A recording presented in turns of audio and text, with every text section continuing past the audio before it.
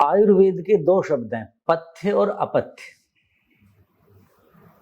दूध पथ्य कैसे होता है और अपथ्य कैसे होता है? पथ्य किसे कहते हैं? पथ्यम हिततमम। पथ्य वो पदार्थ है हमारे लिए जो हिततम है, हितकारी है, अच्छा हो गया। पथ्य क्या कहलाता है? यानी औषध स्वरूप। मोटे रूप से पथ्य का मतलब क्या हुआ? ये भोजन, ये तो पथ्य है जी। ये क्या है? कुपथ्य भी कह देते हैं और अपथ्य भी कह देते हैं। तो औषध स्वरूप है। और अपथ्य क्या हो गया? औषध से विपरीत। एक तो भोजन है, पुष्टि करता है। जैसे आयुर्वेद में क्या है, आचार्य चरक लिखते हैं, जैसे आपने आजकल देखा होगा ना, लोग हरियाणा के लोग नारियल पीते, सड़क के किनारे नारियल के ढेर पड़े पी रहे हैं। मैं बहुत वर्षों से रोकता हूं कि ये हरियाणा का भोजन नहीं है, ये तो समुद्री तट का है। सर्दी आएगी, लोग खूब बादाम, अखरोट, काजू खाएंगे। नहीं, वो थोड़ी मात्रा में लेनी, क्योंकि वो हमारे इस प्रदेश में पैदा हुई चीज नहीं है। अब केरल के व्यक्ति को आप घी खिलाओगे, उसको अच्छा लगेगा? बंगाल के, उड़ीसा के समुद्र तट, वो कहेगा क्या खिला दिया? क्योंकि वहां घी नहीं खाया जाता, वहां होता नहीं है। बिल्कुल पहाड़ में ऊपर जहाँ गाय भैंसे होती नहीं, बकरी हैं, भेड़ें नहीं है, या तो घी नहीं खाते लोग, क्यों? होता ही नहीं वहां की चीज। तो पथ्य, चरक क्या कहते हैं? आप जिस भूभाग में रहते हैं उस भूभाग में उत्पन्न खाद्य पदार्थ आपके लिए पथ्य है, अर्थात औषध स्वरूप है। आगे बात समझ में? काजू बादाम आदि सहायक हैं। यहां का तो मुख्य क्या है? घी, दूध, गन्ना, गेहूं, चावल, मकई, बाजरा, जो यहां होता है, जो भी चीज है। और चीज भोजन है, ये आपके लिए क्या है? पथ्य है, औषध स्वरूप है। तो मैं पथ्य और अपथ्य की व्याख्या कर रहा था। तो पथ्य का मतलब हिततम, जो औषध स्वरूप है, और अपथ्य का मतलब क्या हुआ? औषध का उल्टा क्या हुआ? विपरीत, विष। कठोर शब्द बोलूं तो, वैसे तो कोई शब्द अपथ्य ही अपने आप में, यानी विष स्वरूप, यानी विजातीय द्रव, हानिकारक। औषध क्या होगी? आपको पुष्टि भी देगी, शरीर को लाभ भी करेगी, कोई विकृति उसको दूर भी करेगी, और आपको उत्तरोत्तर गुणों में वृद्धि करेगी। वो पथ्य कहलाता है। तो पथ्य क्या है? दूध पथ्य कैसे बन सकता है? तो देखिए, कफहारम पक्वम तद उष्णम भवेत। शीतकाल में हम दूध लेते हैं, तो अभी बताया था थोड़ी देर पहले भी, क्या कि दूध जो है उष्ण गर्म होगा, और गर्म गर्म दूध लेंगे तो जिनको सर्दी में कफ की शिकायत है, बलगम की शिकायत है, गले में खरखराहट है, नाक की तंगी है, खांसी जुकाम है, तो उष्णम, वो गर्म करके दूध यदि लेंगे और गुनगुना ले लेंगे तो वो क्या होगा?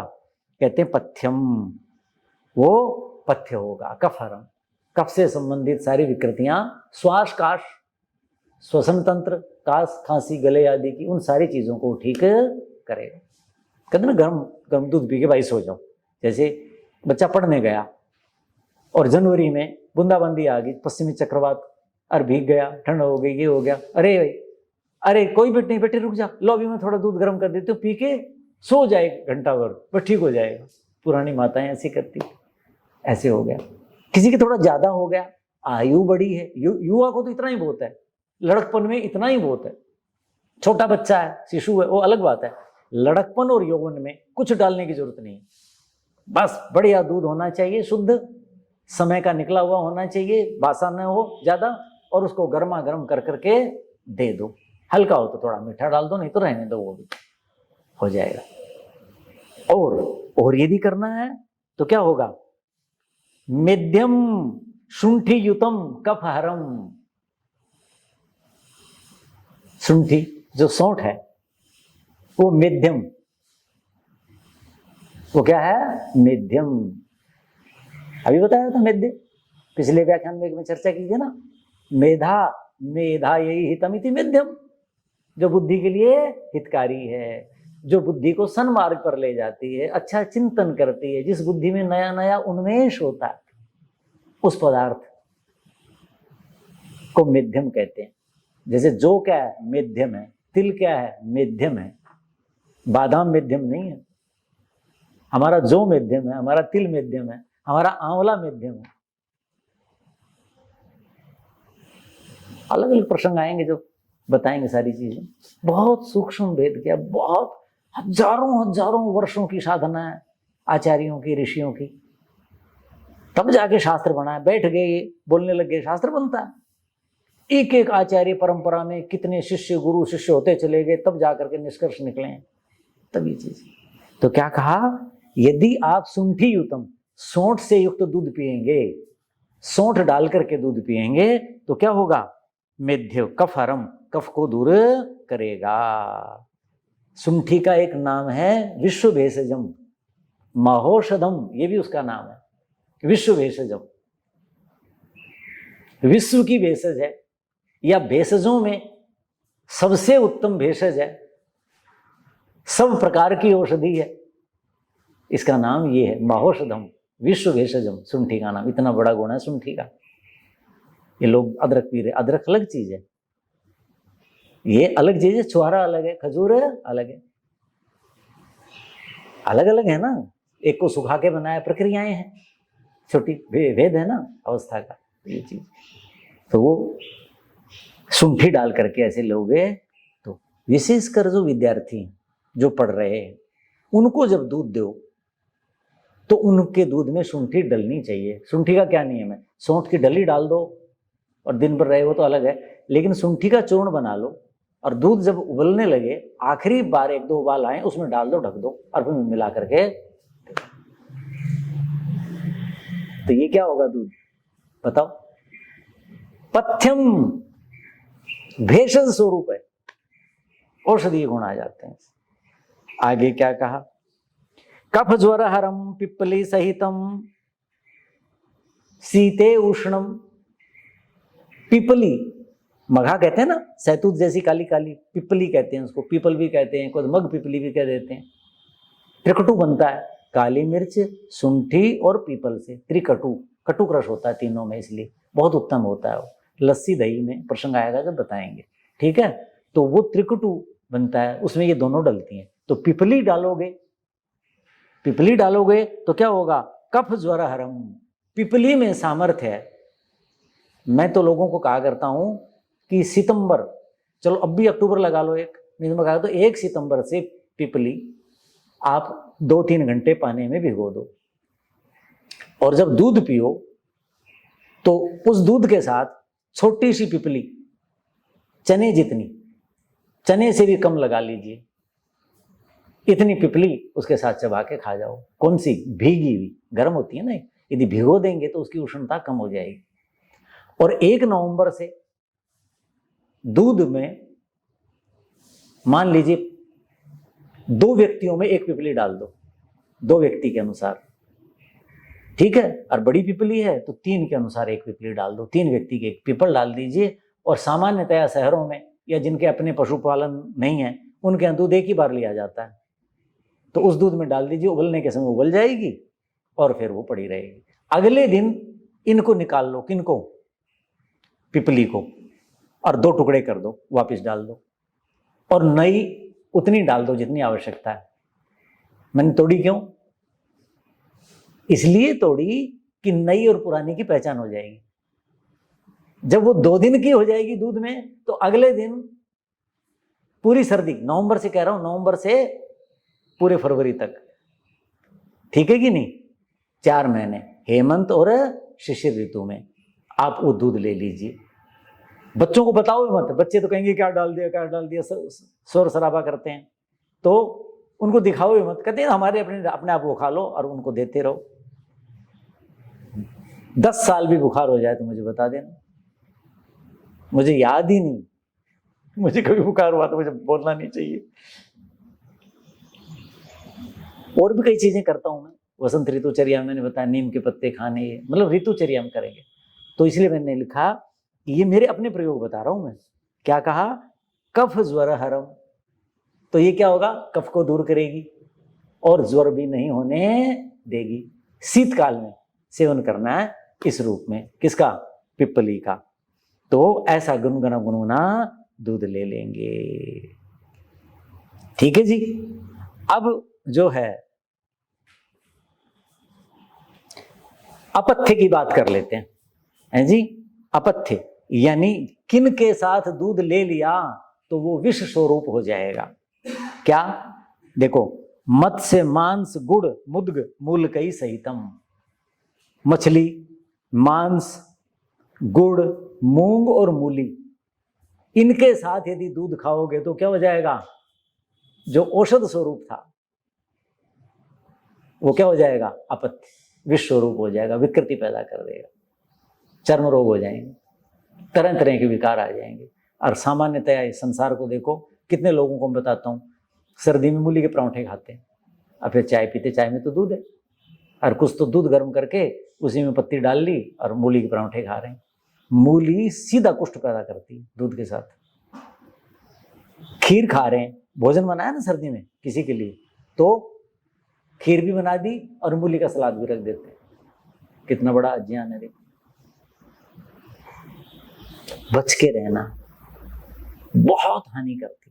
तो क्या कहा, दोबारा दोबारा दूं, मत्स्य, मछली, मांस, गुड़, मुद्ग, मूलकई, कुष्ठम आवहति सेवितम पया, इनके साथ सेवन किया गया जो दूध है, कुष्ठम आवहति, कुष्ठ को ढोता है, अपने साथ रखता है। ये जो चर्म रोग हो रहे हैं, तरह तरह के विकार आ रहे हैं, इसका ये बड़ा कारण कि हम किसी के साथ भी खा रहे हैं। दूध कटुक यानी मिर्च, तिक्त यानी नीम, और कषाय बताया ना, कच्चा अमरूद, कसेला, इन तीन रसों के साथ, और अम्ल, खटाई और लवण, 5 रस हो गए ना। केवल मधुर रस के साथ दूध का सेवन कर सकते हैं, 5 रसों के साथ बिल्कुल नहीं करना, नहीं तो दूध विष बन जाता है। विष का मतलब समझ गए, विजातीय द्रव, हानि करेगा। और मधुर रस में भी क्या बताया था मैंने, गुड़ के साथ नहीं खाना, शक्कर के साथ, क्यों, उसके अंदर अम्ल रस होता है, अम्ल होता है। खांड या सीता बुरा वो डल जाए बस। चीनी लोग डालते हैं, चीनी तो बहुत हानिकारक है, बहुत हानिकारक। मैं नहीं कहता, ये आज के वैज्ञानिक कह रहे हैं सब। हमें तो बचपन में 5-7 साल 10 साल के होंगे शायद, 8-10 साल के, तब पिताजी कहते चीनी कोटे में मिला करती थी राशन में, तो हमारी माँ रख देती थी कभी। पिताजी कहते अरे ये चीनी क्यों खाते हो, तो जहर है। तब से वो प्राकृतिक चिकित्सा के बहुत पुजारी, तो इस ढंग, अरे चीनी तो जहर है। अब ये साइंटिस्ट भी कहने लगे, तो ये नहीं करना है। आगे अब सर्दी आ गई है, आने वाली है, कहने का मतलब साग बहुत खाएंगे लोग। हेमंत ऋतुचर्या में साग के ऊपर विस्तार से चर्चा करेंगे। तो साग क्या होता है, पत्ते वाली सब्जियां, जैसे सरसों है, पालक है, मूली का है, मेथी का है, यानी पत्ते वाली सब्जियां, उनको साग कहते हैं। तो आचार्य लिखते हैं, शाक जाम्बव रसयितु सेवितम, ध्यान से सुनने की बात है। शाक समझ गए, हरी सब्जियां, और दूसरी भी सब्जी, वो भी बहुत अच्छी चीज नहीं है, लेकिन हरे पत्ते की सब्जियां, इनमें कषाय रस बहुत होता है और खाने से अम्ल बनता है इनसे पत्ते वाली सब्जियां से, क्योंकि इनमें रस का विपाक पूरा नहीं होता, रस जल बहुत होता है, जलीय अंश। तो क्या कहा, साग, हरी पत्ते वाली सब्जियां जो बनाते हैं, जाम्बव, जामुन, जामुन में कषाय रस होता है बहुत ज्यादा, और सेवितम, ये जो 6 रस हैं, 6 में से 5 रस हैं, इनके साथ सेवन किया हुआ जो शाक है, मारयति अबुधम, मारयति, मार डालता है। पहले तो क्या था, अपथ्य था, या तो मार डालता है, ऐसा आचार्य लिखते हैं। किसको, अबुधम, अज्ञानी को। ये काम कौन करेगा, अज्ञानी, जिसकी माँ को नहीं पता, माँ दादी को नहीं पता, नानी को नहीं पता, पिता, दादा, बुआ, जो उसको पालन पोषण कर रहे हैं घर में, वो बेचारा अज्ञानी है, कोई बताता ही नहीं उसको। कुल परंपरा भारत की बहुत बड़ी संरक्षिका है, बहुत बड़ी संरक्षिका है। उन परंपराओं से चीजें सहज आनी चाहिए। ये कोई स्कूल कॉलेज की चीजें, घर की पाठशाला की चीजें। वो आनी चाहिए। तो कहते मारयति अबुधम सर्पवत, जैसे अबुध का, बुद्ध किसे कहते हैं? ज्ञान। छोटा बच्चा क्या होता है? अबुध होता है, जिसको बोध नहीं होता, अबोध बालक कहते हैं। बोलो, एक कहानी नहीं सुनाते कि कोई राजा थे, कुछ थे उनसे, जैसे कोई अपने मंत्री आजकल के राजा, तो उनसे कोई पिता मिलने गया, उस बेटा हुआ होगा, ये जी आशीर्वाद दे दो जी, या जो भी, उस बच्चे ने राजा की मूंछ थी, मूंछ पकड़ ली।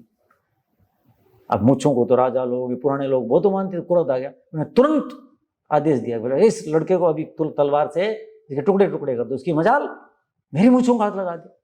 अज्ञानी बेचारा, ऐसा राजा हुआ होगा जिसको कोई ढंग का आदमी घर में नहीं मिला, पुरोहित नहीं मिले, या ऐसे, या उनको मान नहीं दिया होगा। तुरंत मंत्री ने रोका। वो तो विद्वान होते थे मंत्री, तो ज्ञानवान, उत्तम कोटि के ब्राह्मण, धार्मिक, परोपकारी, जितेंद्रिय। ब्राह्मण का मतलब ये नहीं होता कि किस घर में जन्म लिया। ब्राह्मण किसको कहते हैं मैं बताता हूं ना बार बार, जिसमें ये गुण है।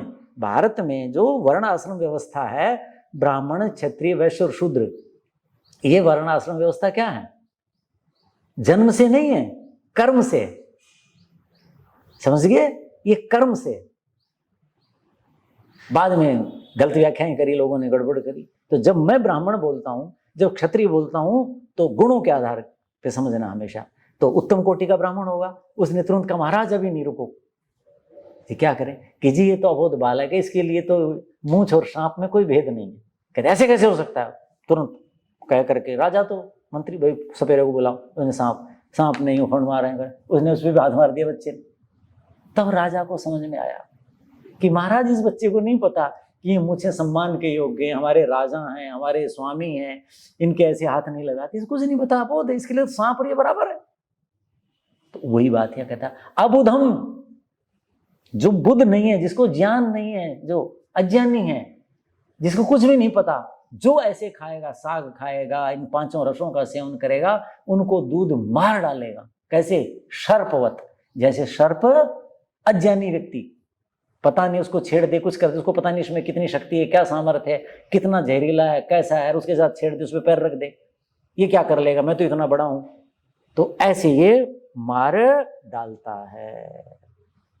तो मान्य सज्जनों, अब दूध जो है वो कैसा उत्तम होना चाहिए, वो किन किन से मिल सकता है, उसके लिए गायें कैसी कैसी होनी चाहिए, उसके ऊपर भी शास्त्र में विचार किया गया। अगले व्याख्यान में उस पर विचार करते हैं।